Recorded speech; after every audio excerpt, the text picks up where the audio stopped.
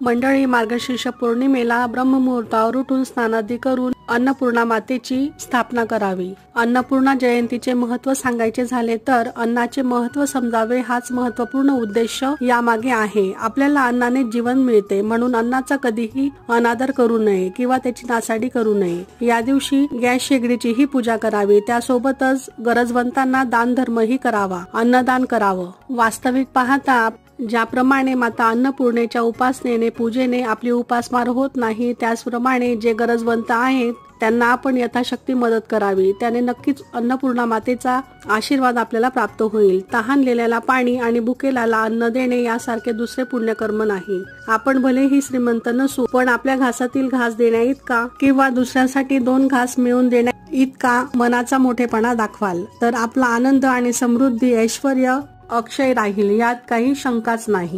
Shri Swami Samarth.